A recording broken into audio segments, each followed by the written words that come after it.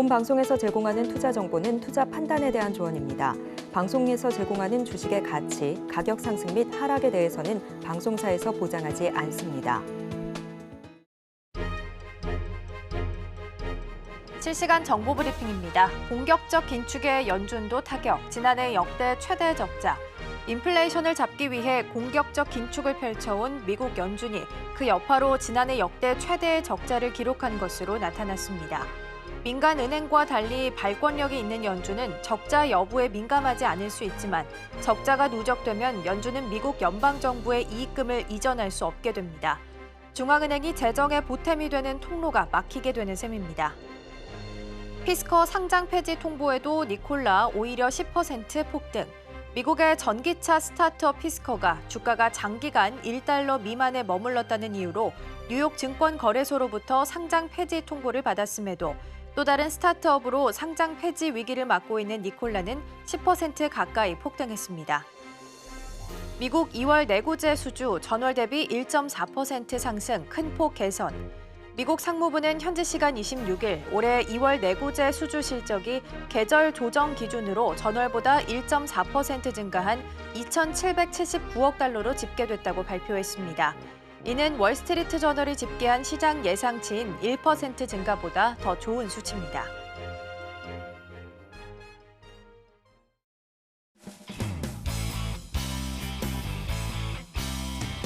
시청자 여러분 안녕하십니까. 깊이 있는 인사이트로 여러분들의 투자를 잘 이끌겠습니다. 저는 강관우입니다. 어제 우리 시장 삼성전자가 장중에 8만 전자를 기록하면서 기염을 토했습니다. SK 하이닉스도 반등세가 막강했는데요. 전일 아무래도 미국에서 마이크론이 6%가량 이렇게 오른 거에 힘을 많이 받아봤습니다. 하지만 2차 전지주 장중에 약세로 반전한 것이 아주 눈에 띄었고요. 간만 미국 시장은 사흘째 조정세를 이어갔습니다. 엔비디아, ARM 전체적으로 하락한 가운데 필라델피아 반도체 지수도 약간 떨어졌죠. 하지만 마이크론은 다시 추가적으로 1% 주가 내 상승세를 보였습니다. 그래서 오늘 삼성전자, SK 하이닉스 한 번 더 불을 뿜을 수 있을지 눈여겨보시고요. 다만 테슬라 3% 올랐습니다. 다른 전기차 업체들의 운명이 지금 엇갈리고 있죠. 우리 시장 어떻게 영향을 줄까요? 오늘도 저희 증시팔 함께 하시면서 알찬 정보 인사이트 많이 챙기시길 바라겠고요. 지금부터 강관우의 증시팔 시작합니다.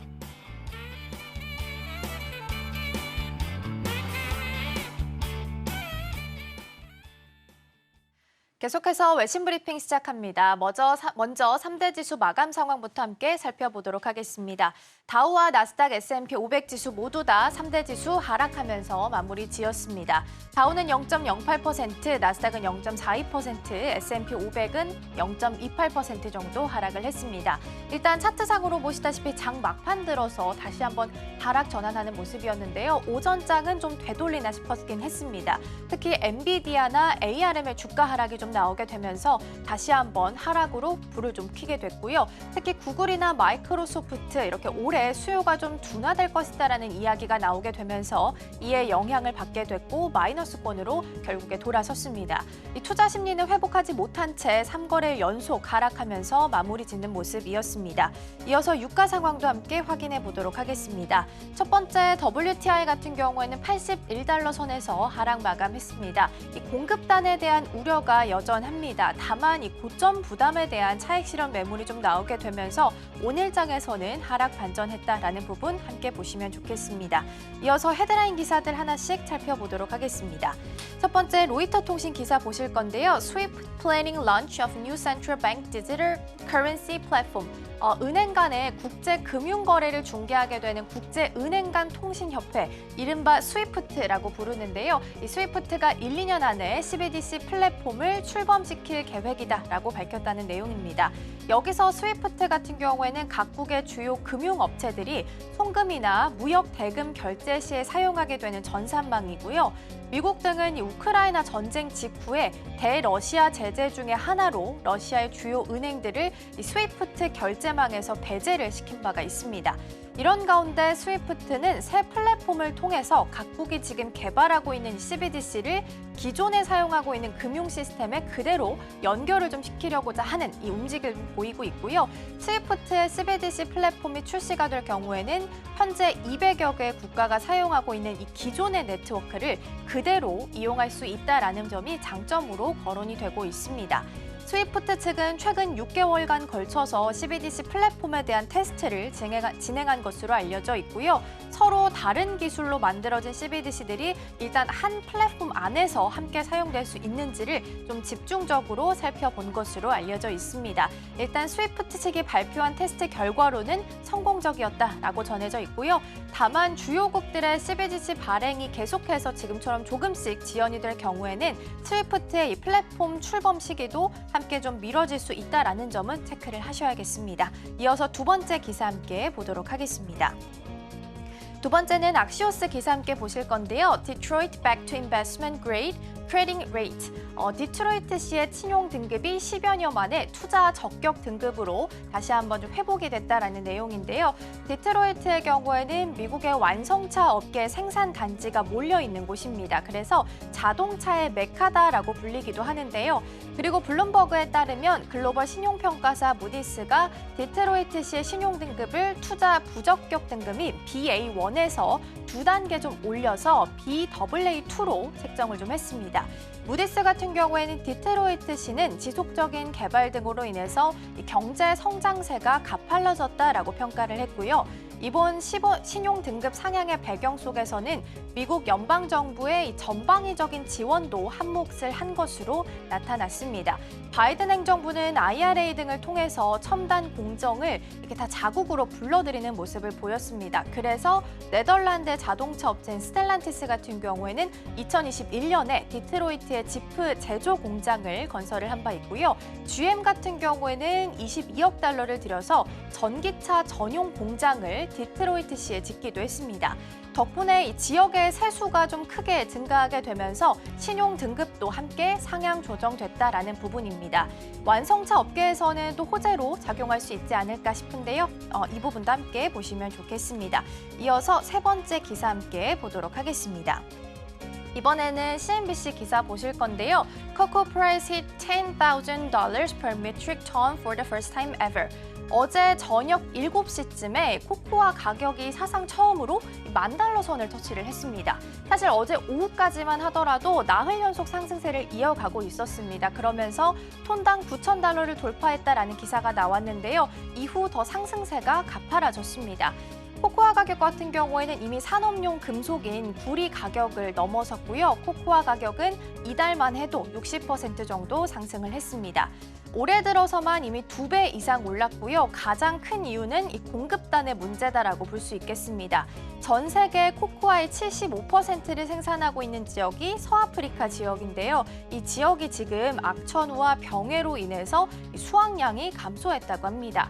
또한 다른 지역의 생산 증가 조짐 또한 거의 없는 상황이고요. 그리고 또 이날에 세계 2위의 코코아 생산국 중 하나인 가나가 작황 악화에 따른 자금난을 겪고 있다라는 소식까지 함께 더해지게 되면서 이 상승폭이 저녁 시간이 될수록 더 가팔라지는 모습을 좀 보였습니다.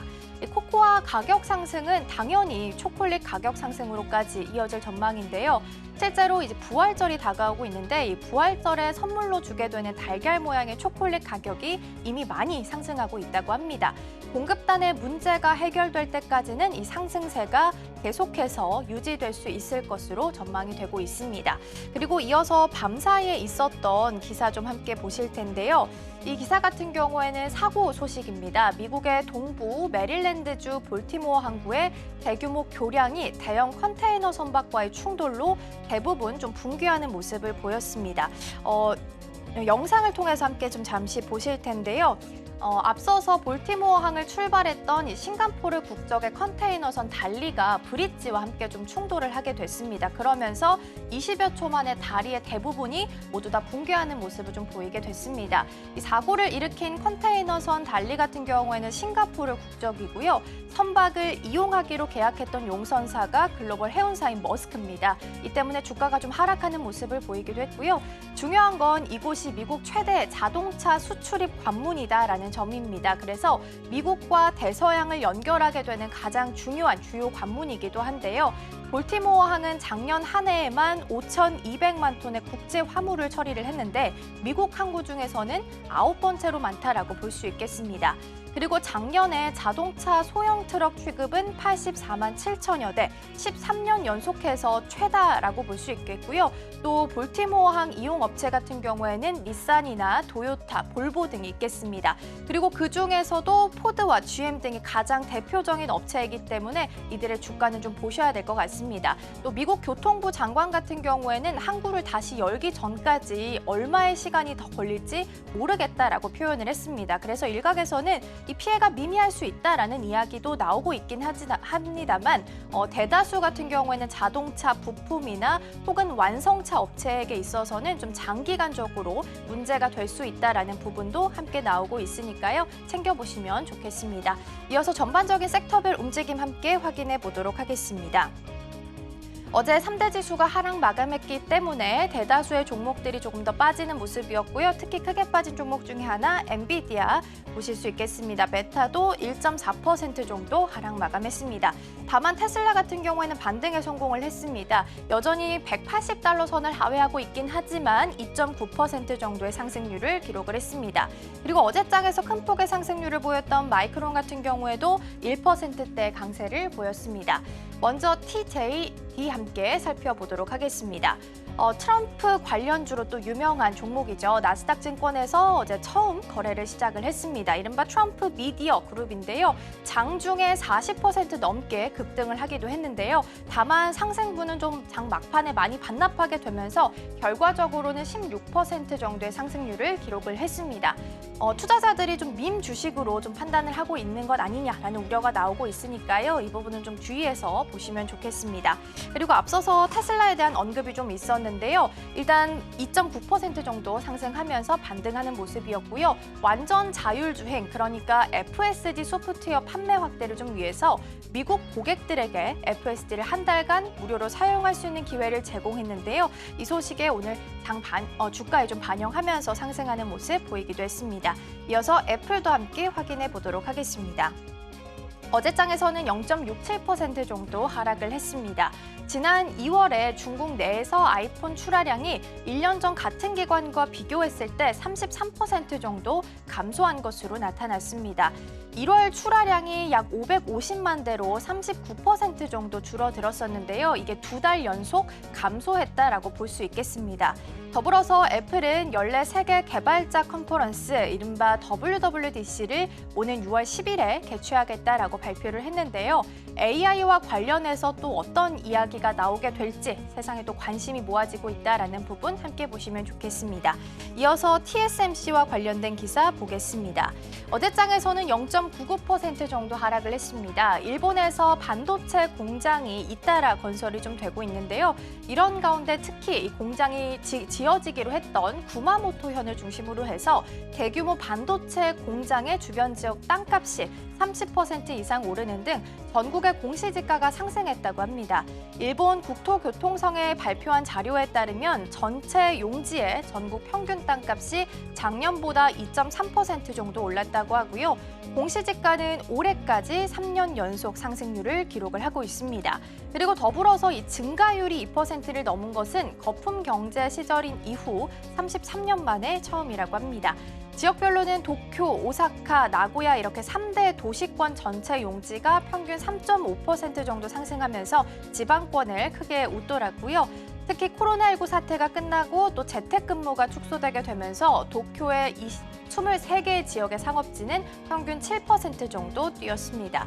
만약에 실제 공장이 최종 단계까지 건립이 될 경우에는 더 많은 상승을 기대해 볼 수 있다라는 부분도 함께 보시면 좋겠습니다. 이어서 피스코와 샤오미와 관련된 기사 보실 건데요.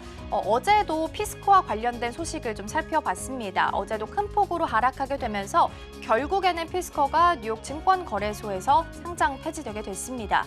뉴욕 증권거래소는 성명을 통해서 피스코의 주식이 비정상적으로 낮은 가격 수준이다. 그래서 거래가 즉시 중단될 것이다라고 발표를 했습니다. 피스코 주식 같은 경우에는 연초 이후에 95% 정도 하락을 했습니다. 그리고 이달 초 기준으로 보더라도 일부 채권에 대한 이자 지급을 지키지 못했고요. 또 생존할 만한 현금이 없을 수 있어서 파산 가능성이 있다라는 부분이 언급이 되기도 했습니다. 그리고 특히 또 지난 6주 동안 생산을 중단하겠다라는 소식을 전하기도 했었는데요. 반면에 한편 샤오미 같은 경우에는 오는 28일에 처음으로 전기차 출시를 앞두고 있는 상황입니다. 차량 가격은 50만 위안, 한화로 계산해 봤을 때 9,200만 원 정도 아래에서 책정이 될 예정인데요. 전기차 관련된 업체들이 모두 다 현재 희비가 좀 엇갈린 모습을 보이고 있습니다. 두 기업의 주가는 또 어떻게 변화가 될 수 있을지 함께 확인해 보시면 좋겠습니다. 지금까지 외신 브리핑이었습니다.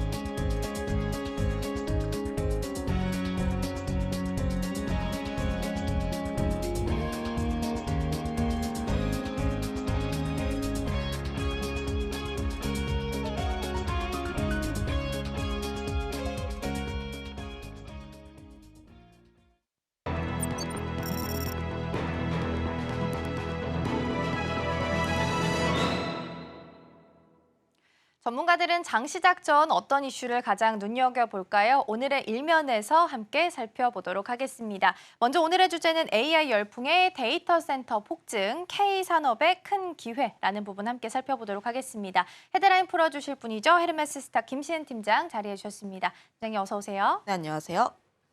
일단 시장의 핫 키워드는 데이터 센터도 있는 것 같습니다. 여러 가지가 있겠지만 데이터 센터가 요즘 많이 언급이 좀 되고 있는 상황인데요. 일단 대다수가 아마 미국의 자리를 좀 잡게 될 텐데 K산업에 있어서는 어떤 부분에서 좀 수혜를 가져가게 될까요? 현재 미국 같은 경우가 굉장히 다양한 빅테크들이 미국의 자리를 잡고 있고 그러면 지금 이들 기업이 하고 있는 행보는 AI 쪽에 계속 투자를 진행을 하고 있습니다. 아무래도 앞으로의 산업은 AI가 주도를 하고 있기 때문에 이쪽 산업에서 계속해서 선점을 하려는 모습이 나와지고 있고요. 데이터를 굉장히 많이 가져야 합니다. AI를 계속해서 성장시키기 위해선 데이터를 굉장히 많이 모을 필요가 있는데 그로 인해서 데이터 센터에 대해서 필요성이 계속 나와지고 있는 부분이고요. 그런데 데이터 센터가 계속해서 투자가 나와지고 있고 세워지고 있는데 그 과정에서 전력에 대한 소모량이 굉장히 많아지고 있습니다. 아무래도 AI를 구동을 하기 위해선 데이터라든지 컴퓨터를 빠르게 연산을 할 필요가 있는데 그 과정에서 전력 소모가 굉장히 많이 들어가고 있고 그러면 AI를 지원을 하는 반도체 같은 경우도 전력 쪽에 대한 소모가 굉장히 많이 나와주고 있다 보니까 현재 지금 데이터 센터의 수요가 증가하게 되면서 전력에 대한 소비량은 전과 비교할 수 없이 굉장히 큰 폭의 확대가 되었다라고 보시면 좋을 것 같아요. 특히 지금 전 세계에 약 8,000개 정도 데이터 센터가 있는데 글로벌 빅테크 기업들이 AI에 계속 투자를 하게 되면서 사흘에 하나씩 새로운 데이터 센터가 생깁니다. 앞서 이야기를 했다시피 데이터 센터가 전력을 굉장히 많이 잡아먹고 있고 특히 전력 먹는 하마라는 별명이 있어요. 그런데 계속해서 데이터 센터가 하나씩 늘어나게 되면 결국은 전력은 계속 부족해질 수밖에 없는 상황.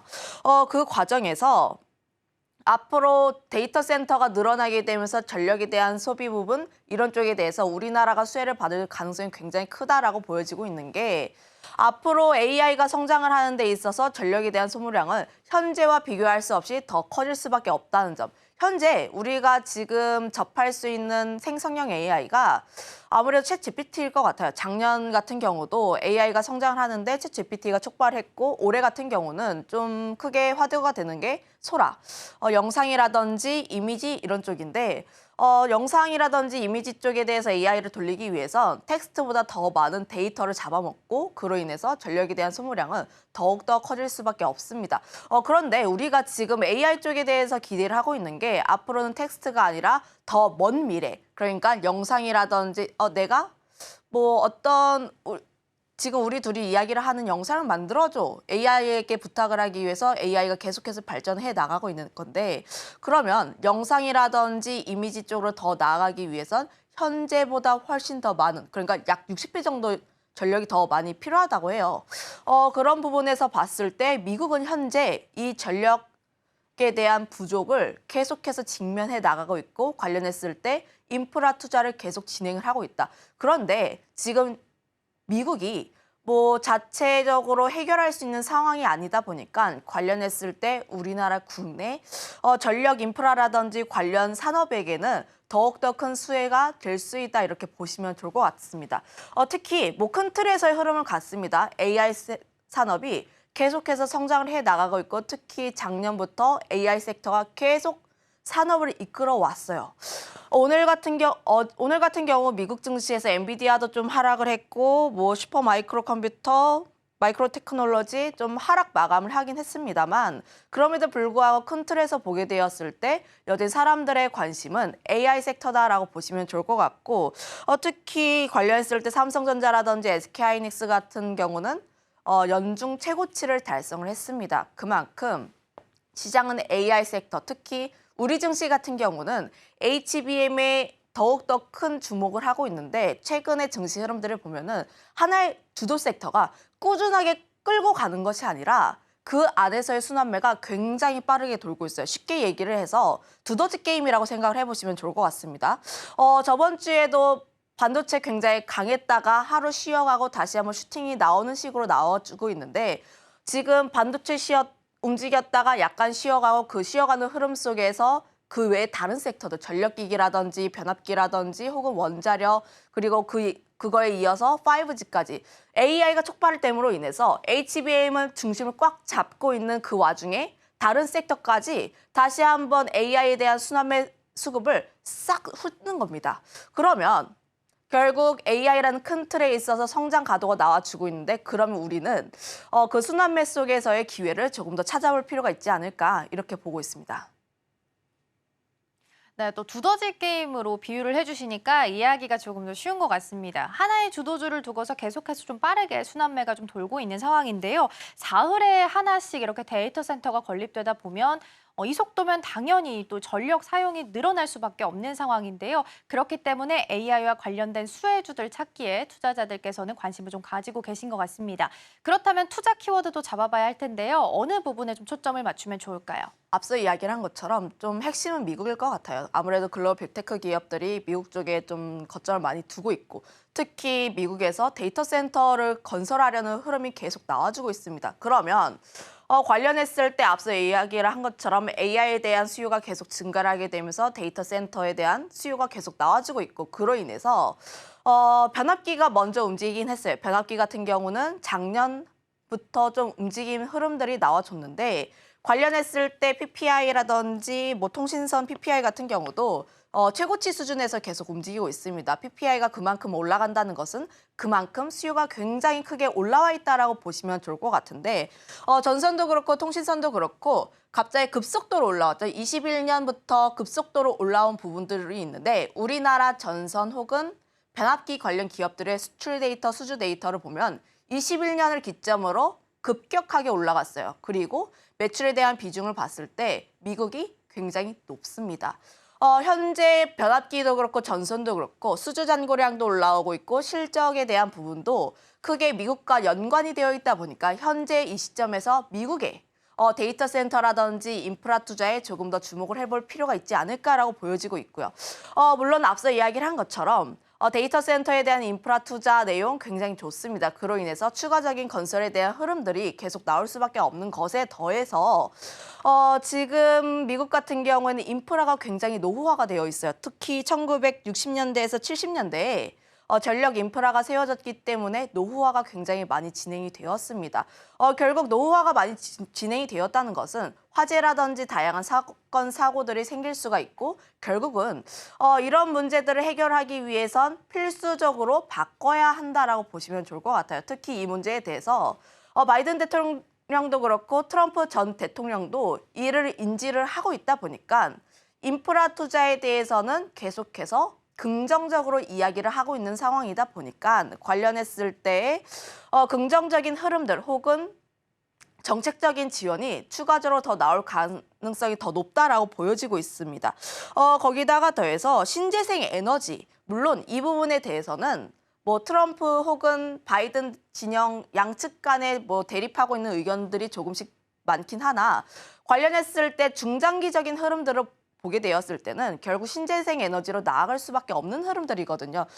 관련했을 때 물론 신재생 에너지가 먼저 가기 전에 원전 쪽에 대한 이야기가 먼저 나오고 있습니다. 물론 원전 같은 경우도 결국 원전이 많이 세워지면 세워질수록 전력이라든지 변압기 같은 경우도 수혜를 받을 수밖에 없는 부분들이고요. 아무래도 전력 소모가 굉장히 많아지다 보니까 그럼 전력을 안정적으로 공급을 하는 원자력을 세우게 되면 또 그 원자력으로 만든 전기를 이동을 해야 하다 보니까 결국 그 과정에서 전선이라든지 변압기 같은 경우는 수요가 계속해서 나올 수밖에 없는 상황. 신재생 에너지도 그렇고 원자력도 그렇고 앞으로 계속 인프라 투자에 대한 내용은 결국 나올 수밖에 없는 부분이다 보니까 관련했을 때 이 모든 것을 종합했을 때의 흐름을 봤을 때는 중장기적으로 전력기기 같은 경우는 미국발 수혜로 더 길게 볼 수가 있다. 변압기 같은 경우가 작년부터 슈팅이 계속해서 나와주긴 했으나 밸류적인 측면에서 봤을 때 실적이 워낙 깡패적으로 나와서 그렇게까지 비싸진 않다라고 보여지고 있고 그러면 지금 미국에 대한 수주가 계속 나와주고 있다 보니까 추가적으로 더 움직임이 나올 가능성이 높다. 거기다가 국내 같은 경우도 전력망 확충에 대한 내용이 계속 나와주고 있는데 현재 우리나라도 보면은 전력을 굉장히 많이 소비하는 쪽이 수도권인데 원자력이라든지 신재생 에너지 같은 경우에는 좀 지방에 위치해 있어요. 그러면 전기를 끌어오기 위해선 결국 송배전 쪽에 대한 수요도 계속해서 올라올 수밖에 없는 상황이다 보니까 국내에도 그렇고 미국도 그렇고 계속 이에 대한 흐름은 계속될 것으로 보여지고 있습니다. 네, 국내에 대한 수요도 있겠지만 미국 안에서의 데이터 센터에 대한 수요 그리고 노후화된 교체 시설에 대한 수요까지 있기 때문에 이 부분 함께 좀 보시면 좋을 것 같은데요. 그렇기 때문에 투자 키워드를 미국이 좀 핵심이 될 수 있다라고 잡으면 좋으실 것 같습니다. 그렇다면 여러 가지 투자 키워드 중에서 좀 수혜받을 업종을 추려봐야 될 것 같거든요. 어떤 쪽을 좀 보면 좋을까요? 전력기기로 좀 크게 나눠보면 변압기와 전선 쪽이라고 보시면 좋을 것 같은데 변압기 같은 경우에는 제가 굉장히 많이 좋아하는 섹터이기도 하고 그리고 특히 오늘의 일면을 통해서 굉장히 많이 소개를 했던 그런 종목군들이에요. 그런데 현재 지금 시장의 중심에 있어서는 변압기 섹터가 계속 추세적인 우상향 흐름들을 그려내가고 있습니다. 특히 HD 현대일렉트릭을 필두로 해서 LS 일렉트릭이라든지 재룡전기 계속해서 좋은 흐름들을 보여주고 있는데 다만 변압기 섹터 계속 좋고 관련 흐름들이 계속 추세적인 우상향 흐름이 이어질 가능성이 높다라고 보여지고 있어요. 그런데 그에 반해서 전선 기업들이 좀 뒤따라가지 못했다. 결국 큰 틀의 흐름에서 봤을 때 인프라 투자를 하기 위해선 변압기가 먼저 들어가고 그다음에 전선이 깔려야 합니다. 물론 공사의 순서상 변압기가 먼저 들어가고 전선이 후발로 들어가다 보니까 전선은 상대적으로 소외를 받을 수밖에 없지만 그럼에도 불구하고 전선이 그에 맞게 좀 부각을 많이 받지 못했다라는 측면이 있어서 전선 같은 경우도 후발로 좀 관심 있게 볼 필요가 있지 않을까라는 의견 드려보고 싶어요. 특히 전선이라고 하는 섹터가 원자재와 함께 연동이 많이 됩니다. 아무래도 원자재의 가격에 대한 비중이 워낙 높다 보니까 구리 가격에 따라서 좀 변동성이 나와주고 있는데 최근 들어서 원자재 가격이 계속 올라오고 있는 모습이 나와주고 있어요. 물론 경기에 대한 동향이라든지 다양한 요소들이 있긴 하나 구리 가격이 올라간다는 측면에서 봤을 때 다시 한번 전선 섹터가 부각을 받을 가능성이 높다라고 보여지고 있고요.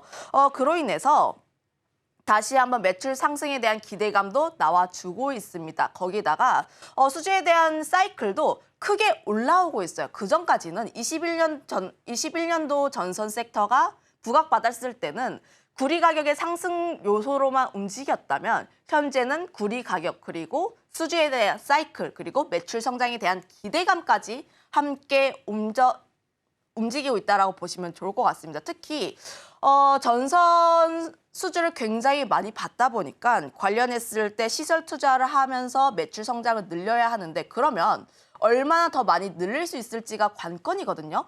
그런데 뭐 일진전기라든지 대한전선 같은 경우는 유상증자를 진행을 하면서 시설을 늘리겠다라고 이야기를 했습니다.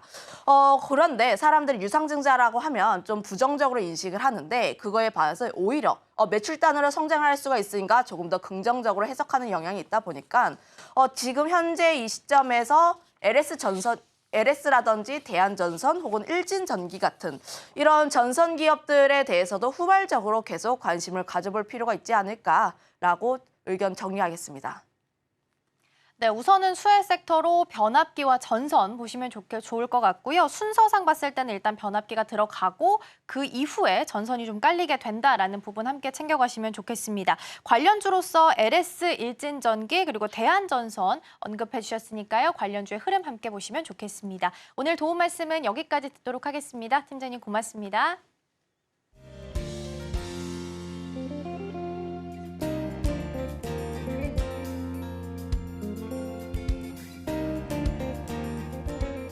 개장하기 전 어제의 장을 돌아보고 다시 한번 정리해보는 시간 가져보도록 하겠습니다. 시간 외 시간이고요. 오늘 도움 말씀에는 진이인베스트먼트 정선우 대표 화상으로 연결되어 있습니다. 대표님 안녕하세요. 예, 안녕하세요. 네, 좋은 아침입니다. 먼저 급등 종목부터 함께 살펴보도록 하겠습니다. 탑5 종목과 오늘장 추가적으로 보면 좋을 종목 어떤 종목 있을까요? 일단 오늘 급등했던 종목 같은 경우는요, 로봇주와 바이오 이렇게 확실히 섹터가 좀 나뉘는 모습이 나와줬습니다. 아무래도 로봇 같은 경우는 이제 이 레인보우 로보틱스가 오늘 이제 삼성전자가 쓸 양팔 로봇을 오늘 첫 공개한다라는 이슈가 나와주면서 아무래도 로봇주들 좀 수급이 깊은 게 아닌가 좀 생각을 해볼 수 있을 것 같고요. 그다음에 제약바이오 같은 경우도 최근 시장 제약바이오가 또 강세 모멘텀 나와주기도 했었습니다. 특히나 이제 당장 다음 달부터 암 박해 일정이 다가오면서 거기 관련된 모멘텀의 종목들도 움직여주다 보니 제약주들 수급까지 우리가 좀 체크해볼 수 있겠다라고 좀 말씀드리고 싶어요. 자, 그래서 일단은 오늘 처음으로 볼 종목은 링크 제니시스라는 종목입니다. 이제 아까 얘기했다시피 삼성이 쓸 양팔 달린 로봇을 공개한다라고 말씀드렸잖아요. 자, 그러면서 링크 제네시스 같은 경우 과거에 삼성 AI 탑재 로봇, AI의 이제 AI 사업과 AI를 탑재한 로봇 사업을 강화한다라고 하면서 거기 관련된 반사익으로 지속 좀 이슈를 받았던 종목이고, 차트적으로 본다 하더라도 지금 자리에서 돌파가 나와주면 충분히 큰 상방 추세로 나와줄 수 있을 거다라고 좀 생각을 해보고 있습니다. 자, 그렇기 때문에 일단 링크 제네시스 오늘 좀, 첫 번째 좀 보고 가보도록 하겠고요. 자, 두 번째로는 이제 시간에 움직였던 종목 중에 이제 엔젤 로보틱스라는 종목이 있어요. 이제 엔젤 로보틱스 같은 경우 사실상에 이 기업이 뭐 하는 기업인지 몰라집니다. 왜? 이름에서 로봇이 들어가 버리게 되죠. 우리가 레인보우 로보틱스, 큐림 로봇, 이런 로봇. 우리가 제약도 그냥 제약이 들어가면은 이 기업이 무슨 제약 바이오인지 안 중요합니다. 그냥 제약 바이오기 때문에 올라가는 그런 모습이라 보면 되겠죠. 그래서 엔젤 로보틱스 같은 경우는 로봇 관련되어 있는 시장에서의 반사익도 기대해 볼 수 있지만 일단은 신규 상장주. 우리가 신규 상장주는 신규 상장되고 나서 또 강한 흐름 나오는 거 늘 경험해왔기 때문에 신규 상장주에 따른 기대감 정도로 볼 수 있지 않나라고 좀 생각을 해볼 수 있습니다. 자, 그렇기 때문에 엔젤 로보틱스 좀 지켜보면 될 것 같고요. 자, 그리고 이제 신테카바이오라는 종목이 있습니다. 이제 제가 제약주도 움직임 많이 나와준다 했는데 이렇게 말씀드렸다시피 이제 금리 인하에 대한 기대감 이런 것도 제약바이오 엮이는 모멘텀 중 하나입니다. 자, 어쨌든 중요한 거는 그렇게 봤을 때 신테카바이오, 그러니까 앞에 이제 이 엔젤 로보틱스도 누가 봐도 로봇이었다라고 하면 신테카바이오도 바이오입니다, 바이오. 그렇기 때문에 이 기업이 뭐 하는 기업인지까지는 여러분들이 생각하기보다는 그냥 차트적으로 본다 하더라도 하방 추세 돌파하면서 삼각 시간대 이제 만들어주면서 상승 추세까지 타주는 또 추가적인 우상향도 노려볼 수 있는 그런 흐름이지 않을까 또 생각을 해보고 있어요. 자, 그리고 그리고 네 번째로 이제 부강약품. 역시나 이름에도 나오죠. 약품이다, 약품. 제약 바이오가 되겠고요. 역시나 제약 바이오주들의 수급이다 보시면 좋고, 이제 지금 보면은 뭐 기술적인 반등 자리에서 저점대 찍어주고 지금 하방세 때 돌파하고 뭐 그런 흐름까지 나와주는 모습. 자, 일봉상 흐름 봤을 때도 최근에 이제 갭 띄워놓고 갭 메꾸고서 움직여주는 모습까지 노려볼 수 있지 않나 또 생각을 해보고 있습니다. 자, 마지막으로는 이제 라온시큐어라는 종목이 있어요. 라온시큐어. 자, 라온시큐어 같은 경우는 사실 뭐 제약도 아니고 로봇도 아닙니다. 다만 이 라온시큐어가 움직일 수 있는 이유는 최근 3월에 얘기했을 때 제가 감사보고서라든지 이런 실적에 대한 이야기들이 많이 나오기 시작한다.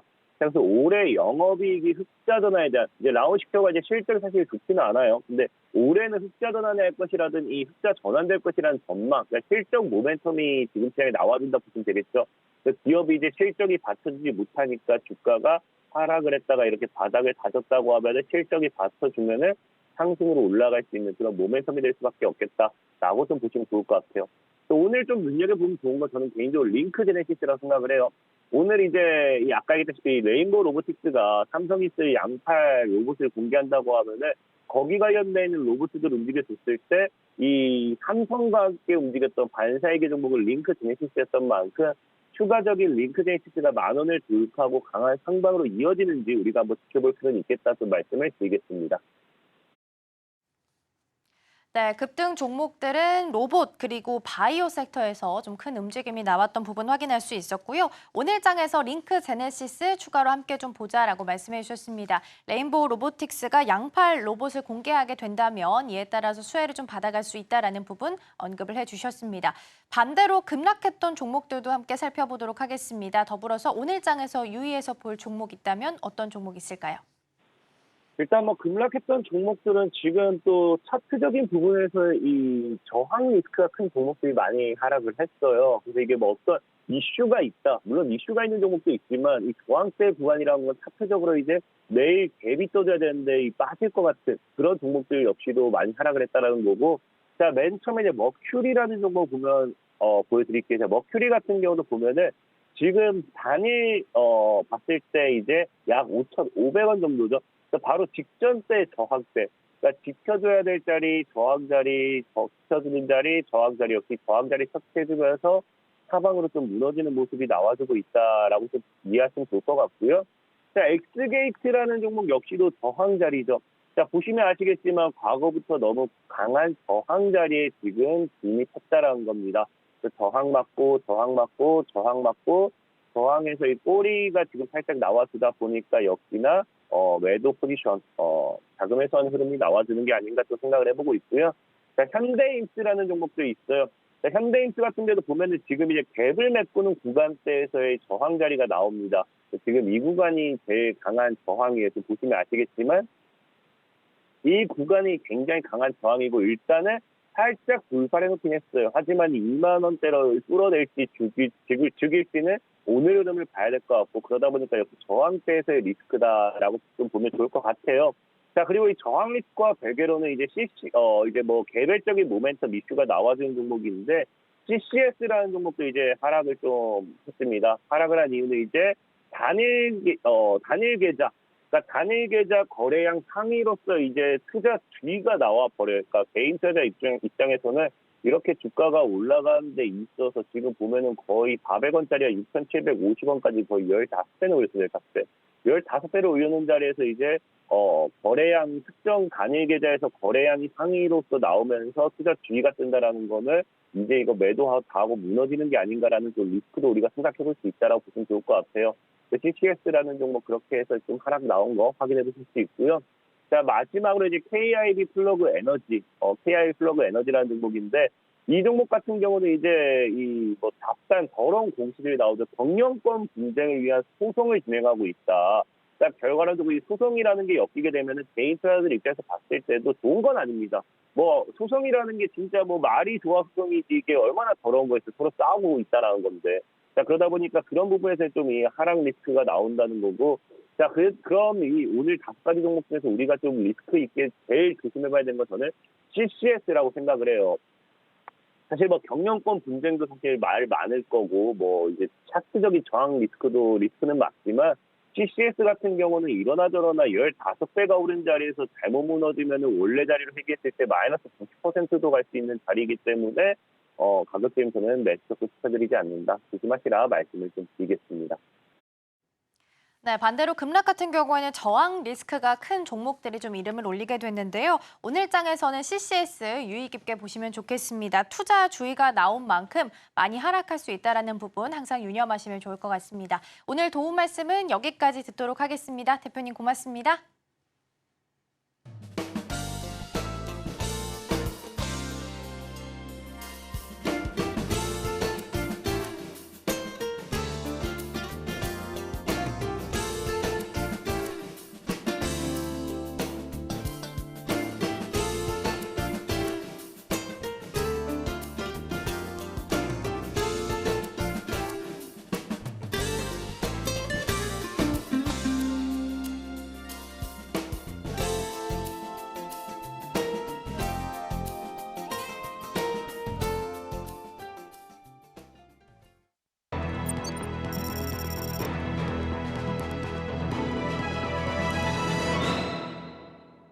수요일 아침 8시 반입니다. 센티멘털 펀더멘털 코너 시작하겠습니다. 오늘은 센티멘털로 LS 일렉트릭, 펀더멘털로 S-오일 이렇게 두 종목 되겠습니다. 자, 센티멘털 종목 봐야죠.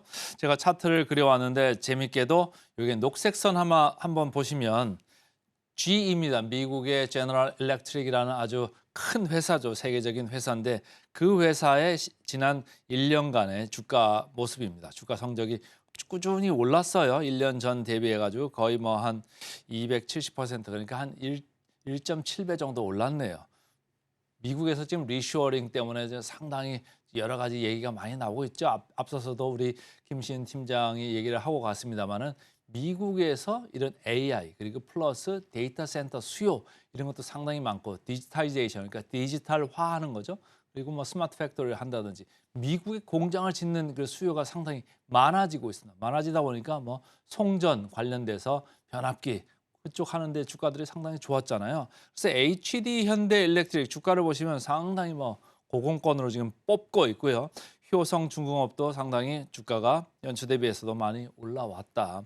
그런데 오늘 말씀드리는 거는 LS 일렉트릭입니다. LS 일렉트릭 이렇게 제가 회색으로 해놨는데 밑에 쳐져 있다가 최근에 고개를 조금 들고 있다 이런 얘기죠. 이 LS 일렉트릭이 다른 거에 비해서 이렇게 차별적으로 좀 후행했고 지지부진했던 이유는 이쪽은 송전 쪽, 고압 송전 쪽보다는 배전 쪽이 이게 강점이 있던 이런 회사거든요. 그러니까 이게 조금 고압 쪽으로 가면서 이 송전 쪽으로 갈 가능성이 있다 그러니까 주가가 조금 올라오고 있죠. 어쨌든 이 갭 메꾸기를 다 메꾸지는 않겠습니다만은 어쨌든 LS 일렉트릭이 그 최근에 그 분위기 좋아서 같이 좀 올라오고 있다. 그래서 전력 인프라가 최근에 강세인 거는 우리나라만의 문제가 아니고 제너럴 일렉트릭 같은 이런 큰 회사, 미국의 큰 회사의 주가도 올라가고 있는 게 보여주듯이 전체적으로 수요가 아주 초강세다. 그런데 이 빨간 줄로 이렇게 보시면 너무 많이 뻗은 것 같지 않습니까? 제가 볼 때는 HD 현대일렉트릭 이제 그만 따라가셔도 좋을 것 같고요. 효성중공업이나 아니면 LS 일렉트릭 조금 더 밑에 처져 있는 저평가 회사들의 눈을 좀 돌리시라 이렇게 말씀을 드리고 싶습니다. 하나증권입니다. 전력 인프라 부분 계속 얘기하죠. 고마진이 계속될 거다. 고마진이 계속되는 이유는 뭘까요? 여러분들 시장 가시면은 뭐 파 얘기도 있었습니다만은 고마진이 계속되는 이유는 공급이 좀 부족하면 그래요. 수요가 더 많으면은 마진이 좋아질 수밖에 없잖아요. 그리고 최근에는 아주 장기 이런 발주 이런 게 계속 나오고 있기 때문에 장기적으로 수급을 좀 안정적으로 가져가려면 뭐죠? 단가 협상에 있어서 부르는 게 값인 거죠. 저쪽이 급하니까요. 사정이. 그래서 고마진이 계속된다 이런 얘기고 1분기 OP 조금 줄 수는 있습니다만 시장 기대치에는 부합할 전망이다 이런 얘기를 하고 있습니다. 그리고 제일 중요한 게 이쪽에 수주잔고지 않습니까? 수주잔고 지속적으로 성장을 하고 있다. 그래서 목표가를 최근에 좀 올렸습니다.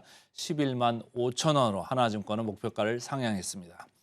키움증권입니다. 여기도 목표가를 뭐 이니시에이션 하면서 13만 원을 제시를 했네요. 아까 거보다 조금 더 높죠. 여기도 마찬가지입니다. 글로벌 전력 수요의 증가에 이쪽이 회사가 수혜를 받을 것 같다 이런 얘기를 계속 하고 있고요. 이쪽에서는 신재생 쪽도 좀 얘기를 합니다. 신재생 쪽 미국의 뭐 위도우힐 프로젝트가 있고 우리나라도 비금도 프로젝트가 있습니다. 그래서 신재생 쪽에서 조금 좋아질 수 있다 이런 얘기를 합니다. 자, 최근에 주가 보면은 다른 그 전력 회사들 쭉 올라가고 있을 때 안 올라가고 있다가 이제 시동이 좀 늦게 걸렸습니다. 좀 늦게 걸리긴 했는데 최근에 주가가 쭉 올라오는 이유는 외국인 기관의 쌍끌이 매수가 지속되고 있다. 그러니까 HD 현대일렉트릭 같이 주가가 먼저 올라간 회사가 이렇게 딱 보니까 밸류에이션이 상당히 높아졌단 말이죠. 근데 그쪽도 따라가고는 있습니다만은 이쪽 후발 쪽에서도 조금 이제 캐치업할 수 있다 이렇게 생각을 하면서 좀 따라가는 것 같습니다. 자, 공매 장고입니다. 아주 급속하게 내려왔죠. 이게 뭘 얘기를 할까요? 바로 이렇게 외국인 기관이 이렇게 강하게 사들어오는 게 공매 장고의 급격한 추락, 하락 이런 거에도 이제 여기서 힌트를 좀 받을 수가 있는데요. 이쪽에서 16만, 17만 이쪽 잔고가 있던 게 지금 10만 초반대로 내려왔습니다. 그러니까 6만에서 7만 주 정도를 갑자기 사들어왔다. 거꾸로 환 매수했다. 숏 커버했다. 이렇게 읽으시면 되고요. 그런 것 때문에 주가가 위로 뻗고 있는 중입니다. 자, 최근에 위로 뻗고 있는 주가 역사적 밸류 밴드로만 봐서는 상단에 와 있습니다. 그러니까 예전 대비해서는 상당히 높죠. 이런 쪽을 지금 본 적이 없잖아요. 여러분들 뭐 전력 인프라나 이런 거를 지난 한 2년 전, 3년 전에 보실 때는 다 이렇게 밑바닥에서 기고 있던 저 PBR 쪽에서 기고 있던 이런 회사입니다. 근데 최근에는 이게 다시 하이라이트를 받으면서 위쪽으로 계속 올라가고 있는 가운데 이 회사도 마찬가지입니다. 후발이기는 합니다만은 역사적 밴드의 상단에 지금 걸쳐져 있다 이렇게 읽으시면 되고요. PER, PBR로 보겠습니다. LS 일렉트릭 12.1배 그러니까 시장 평균 정도 와 있어요. 그런데 현대일렉트릭 18.6배입니다. 조금 높아 보이시죠? 제가 그래서 이쪽에서 차익 욕구가 좀 있을 것 같다 이런 생각을 하는 거고 오히려 LS 일렉트릭이나 효성중공업 위쪽을 좀 더 계속 보시는 게 좋다 이런 말씀이고 PBR로 봐서도 마찬가지입니다. 현대일렉트릭 4.3배에 와 있는 반면에 효성 LS 일렉트릭은 1.5, 1.4 그러니까 조금 낮습니다. 근데 딴 거보다는 시장보다는 조금 높죠. 그래서 어쨌든 최근에 주가가 많이 올라오고 있다 이런 걸 반영하고 있습니다. 목표가 아까 말씀드렸습니다만 11만 5천도 있고 13만 원에 이렇게 와 있습니다만 컨센서스는 아직도 10만 초반인데 조금 더 올라갈 수 있는 이런 여지가 있는 것 같고요. 그래서 목표가 대비해서 11% 괴리를 보이고 있는 LS 일렉트릭 오늘 센티멘탈 주식으로 먼저 말씀을 드렸습니다. 펀더멘탈로 넘어가겠습니다. 펀더멘탈. 오늘은 SO일입니다. SO일 뭐 제가 반복적으로 말씀드리죠. 자, 차트 하나 보시겠습니다. 제가 파란 줄로 이렇게 표시를 해놨는데 국제 유가입니다. WTI. 뭐 거의 브렌트 유가하고 같이 움직이고 있어요. 그래서 배럴당 최근에 한 15불 이 정도 올라왔습니다. 15불이라고 하면은 밑에서 가장 연초의 바닥 대비해서는 20% 정도 국제 유가가 올라와 있다. 이렇게 왜 올라와 있죠? 오펙 플러스에서 감산을 계속 하겠다 이런 얘기도 있는 거고 러시아에서 휘발유 수출을 3월부터 금지한다 이런 얘기가 나오고 있지 않습니까? 그러니까 전체적으로 아까도 마찬가지입니다. 가격이 올라가고 마진이 올라갈 때는 수급 밸런스가 깨지기 때문입니다. 공급하는 거는 줄어들고 수요는 점진적으로 조금씩은 늘어나니까 여기에서 갭이 좀 발생을 하지 않습니까? 그리고 미국에서도 전략 비축유 계속적으로 사들이고 있습니다. 그러니까 사들이는 수요는 있고 공급은 줄고 그러면 가격은 올라갈 수밖에 없죠. 그래서 S-오일도 주가가 계속 반등을 하고 있습니다. 거의 그 국제 유가랑 주가는 동행을 하는 S-오일 되겠습니다. 미래 에셋입니다. 여전한 상승 여력을 두고 있다. 그래서 최선호주로 이렇게 생각을 하고 있고 아까 말씀드린 대로 국제유가가 올라가는 거에 모멘텀을 받고 있고 추가적으로도 국제유가는 더 올라갈 수 있다. 이런 걸 좀 생각을 하고 있고요. 재고 수준이 낮기 때문에 정제 마진의 점진적인 속도도 조정을 좀 하면서 가고 있다. 그러니까 이쪽은 정제 마진이 지금 배럴당 10불대거든요.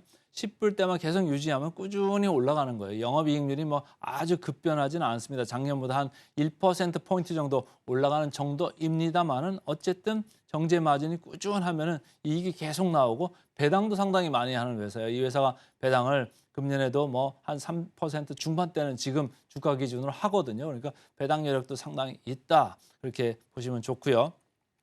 한국투자증권인데 여기는 아주 크게 세게 썼죠. 1분기에 믿을 건 정유밖에 없다. 이런 얘기를 했는데 정유 말고도 다른 섹터 많습니다. 하지만 어쨌든 구조적인 얘기를 썼어요. 유가하고 정제 마진 개선. 지금 구조적이다. 수급 밸런스가 깨져 있다. 이런 얘기를 하는 거고요. 최근에 주가가 반등을 했지만 여전히 저평가다. 바로 보여드리겠습니다. 그리고 이익 모멘텀 앞으로도 이어질 거다. 무슨 얘기죠?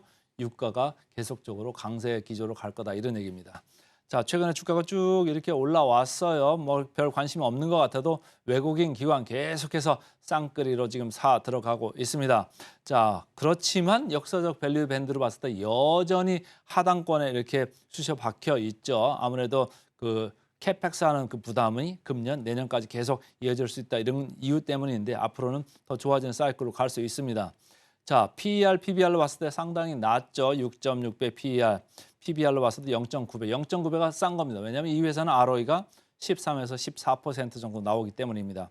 자, 목표가는 유지하고 있고요. 자, 목표가 대비 보겠습니다. 24% 정도 보입니다. 그래서 오늘은 센티멘탈로 LS 일렉트릭, 펀더멘털로 SOL 두 종목 말씀을 드렸습니다. 네, 어제 뉴욕 증시는 숨고르기를 이어가게 되면서 3대 지수 모두 하락 마감했습니다.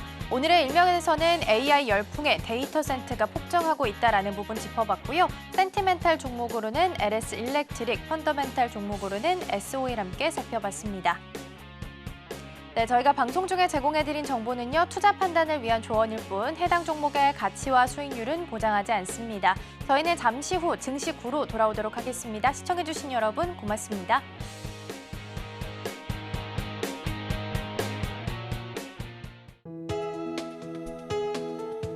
본 방송에서 제공하는 투자 정보는 투자 판단에 대한 조언입니다. 방송에서 제공하는 주식의 가치, 가격 상승 및 하락에 대해서는 방송사에서 보장하지 않습니다.